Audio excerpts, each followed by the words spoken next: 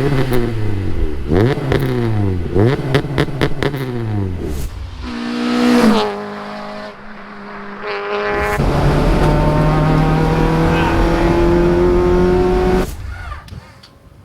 no.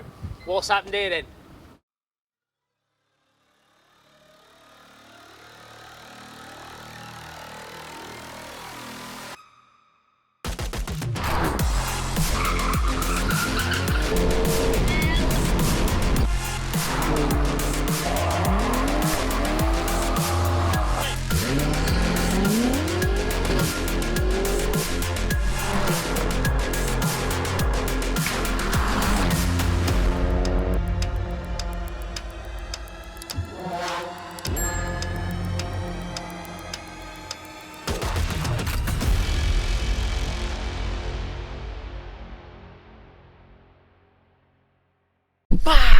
What's going on, everyone? Welcome back to version 1 and welcome to episode 9 of Phat Rags, where we get your car on, we have a chat about it and we send it. And in today's episode we've got this track ready B18 SWAT EF Civic.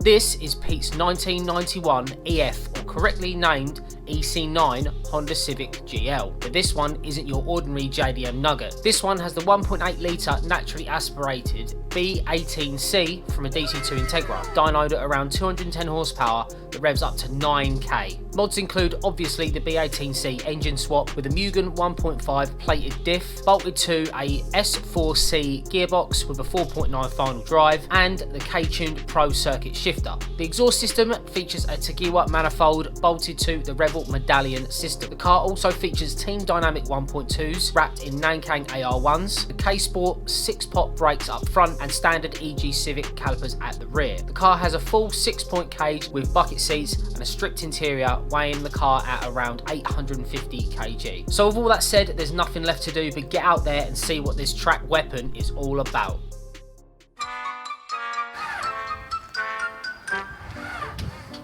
Oh no. What's happened here then?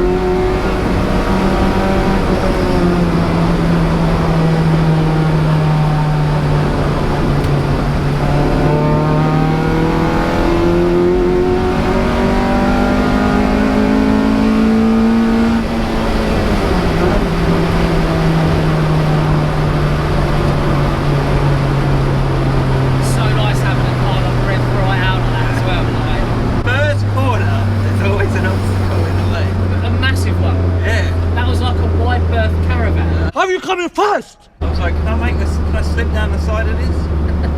I was like, it's a tiny car. That latex smell as well. Oh yeah. Distinctive. The smell that goes with it, yeah. It's like it's oil and fuel mixed together, and it's weird. Like, since driving this car on the road, there's no corner I haven't been around where I've literally like, that was a bit unsafe. Because did you go that way, that way? I used to go that Oh, yeah, way. it's in it, yeah. Yeah, man, like, once you feel like car's locked in, like, handling-wise, it's such a nice feeling.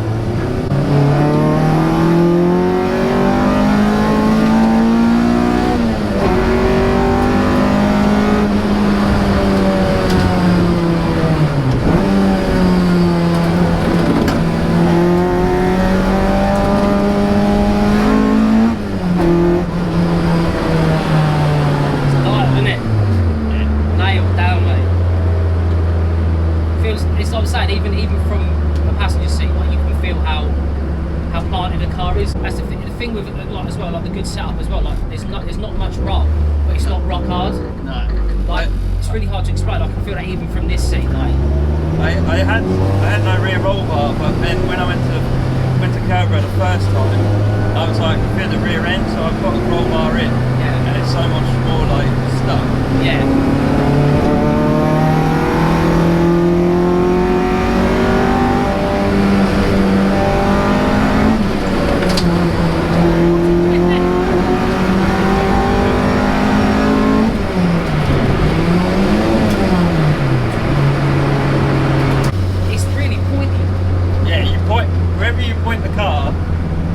Everything follows. Yeah, man, like I can feel that straight away. Like when you were going through there, like as soon as you pointed in the right direction and you floored it, it's off.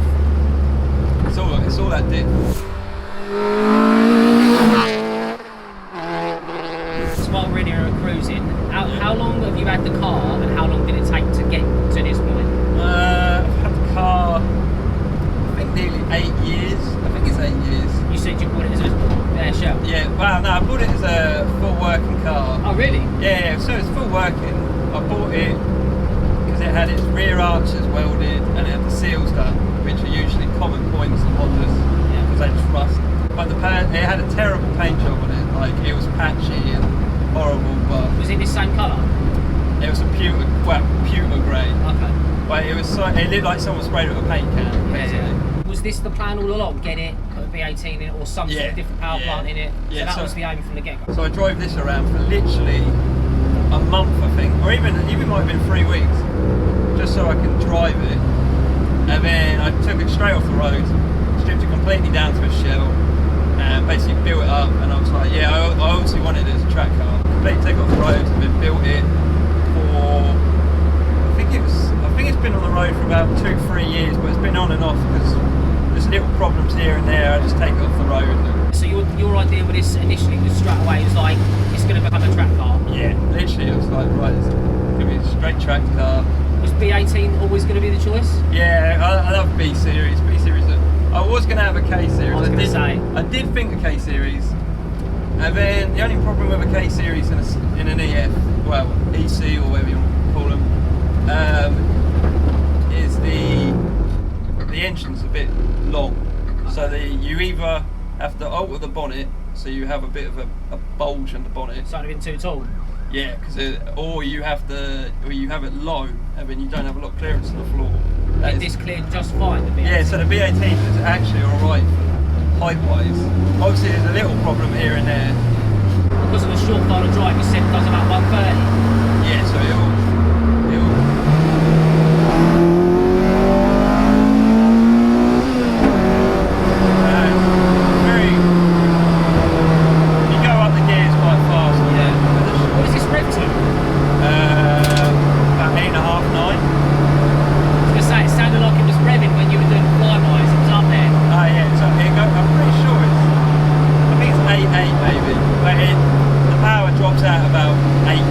Yeah.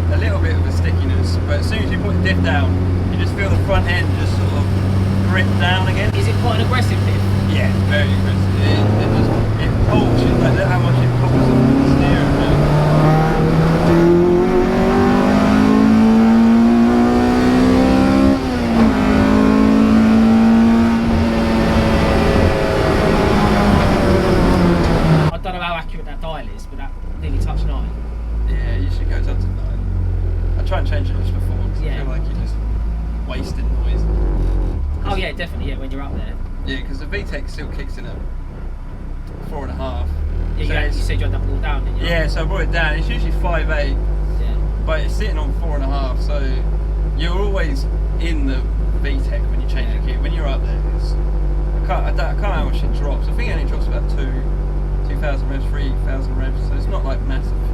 That's the thing, though, isn't it? Like, as well, how it's got to be usable, especially if it's going to be a track car. Like when you see a lot of these guys chasing power and stuff, especially with a track car. Like if you get something planted that you can use everywhere, like that's why Meg 3s are so popular, like the Nürburgrings. Yeah. Mark 3 Meganes are all over the Nürburgring because they're decently priced now, and 300 horsepower all day long, and they handle amazingly. So like getting something like this, like you say, when you knew the formula the minute you got it. Yeah. You knew what you wanted. You wanted no interior, track door cards, cage, B18, angry diff, Half a dash. Pedalboard's nice though. Get your feet right on it. This seat is cosy though. Is it? Yeah. I think you should buy it, mate. Just buy it off me. By cosy, I mean tight. Nah.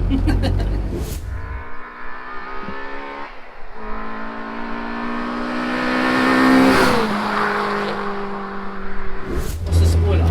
It's a charge speed Civic rep, but it fits really good. I got it off a friend who had it on his car, and I was like, yeah, that actually fits pretty well for what it is.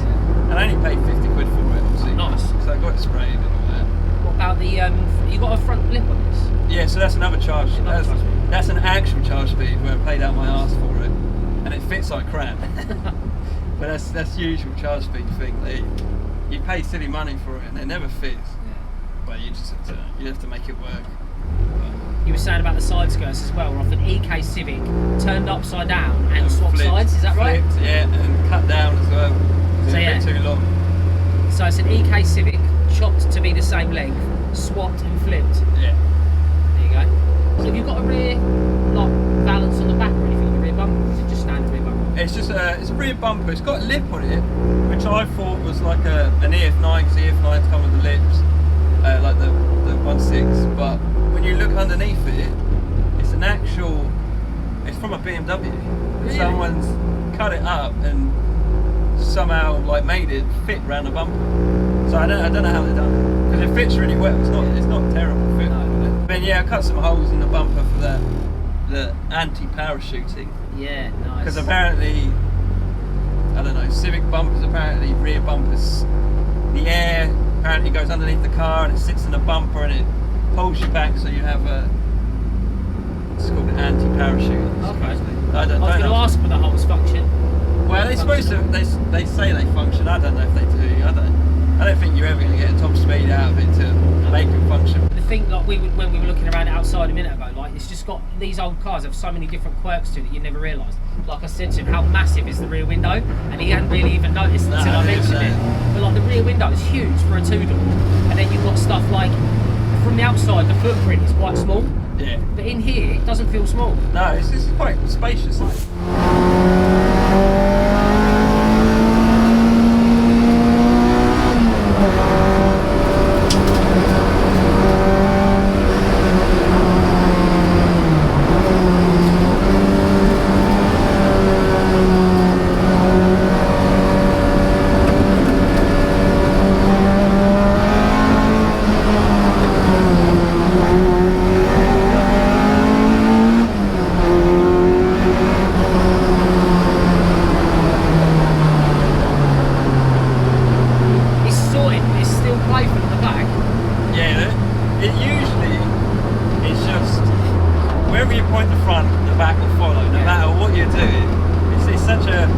I assume on track it's more predictable because there's less undulations. On the road, because you're bouncing around the corner, it's probably trying to it's trying to encourage the back out, but it's properly sorted.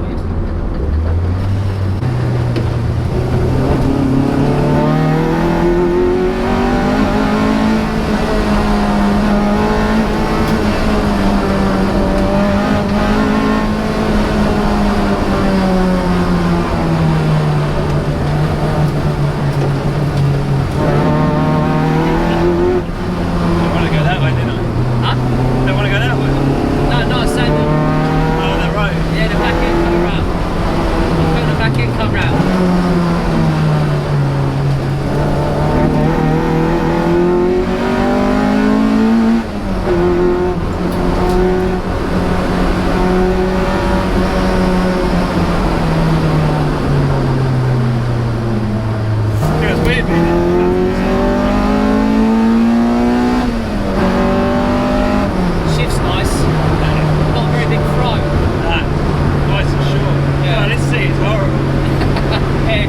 near as comfortable as this one.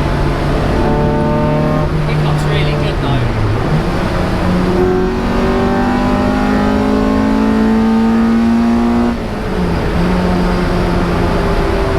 Brakes are well. Yeah, brakes are on. Yeah. Like they are not. Like you don't go all the way down. You literally tap it, and they are. I'm not even joking. I was resting my foot. I'm resting my foot on the brake. I see you moving forward. You go like that. That's how much you fucking move. Yeah, this shifter's nice, man. It's like, it's not as, because the thing is, I've driven some stuff with like big like shifters, like you say up here and that, and they're quite vague. Yeah. You're like, am I in gear, kind of thing. Like, Yeah. because the shift is so small, the throw is so small. Just have to remember there's no 6 gear. Yeah. I know you said the diff and that was like heavy in this, but it's not that bad. You feel it when you go around the corner slow. Yeah, but I mean, when even pulling away, like diff and what clutch is in this? Just a standard. Oh, it is. I was gonna say Yeah. it drives fairly well. It needs. I really want to put stage 1 in it. I didn't put one in it because And it's quite high as well, so it's nice and easy to pull away. Yeah, because these cars didn't come with hydraulic clutches. They're cable clutches, and you can't just bang a hydraulic clutching because the firewall's so flimsy. You bend the firewall. Yeah. So I had to pay out like 500, 600 quid for this special kit, and a guy 3D printed certain spaces and that and made a whole. Like if you look underneath afterwards, you'll see it's like a full-on CNC bracket and everything. Nice. What's the mileage on this chassis? Is it that high? 180 whatever? No, that's just off some clocks I bought. Okay. I think the chassis was on 70. I think it was 80. There you go. Well, I've only done it once. Brakes are well hot. They're so sensitive. The thing is though, like when you were going for it running back lanes there though, you can feel like how progressive you can be with them. Yeah. It's because it's got no power, no bit ABS. It's got a 40-40 prop valve, which basically spreads the brake balance over front and back. Yeah. But because of the front brakes are so big, it takes up so much of the prop. Yeah. That it is literally, you tap it and it is all front brake. Now I think if you looked at the rear brake pads, they're probably like brand new. Rear bias, yeah. Front bias, sorry, yeah. I'll tell you what, if you had another one of these seats there, this wouldn't be that bad to drive about. No, 100%. Like I've been in that for an hour and my hips are in bits. It crushes. Yeah. Crushes the goolies. Oh yeah. No, this is sick, man. It's quality. It's like I've always loved like smaller cars. I've always loved jack cars as well. Like, I've had a couple myself. I had big plans for the Starlet until I crashed it. Yeah. They've just got, like you say, the older cars. You don't see them around.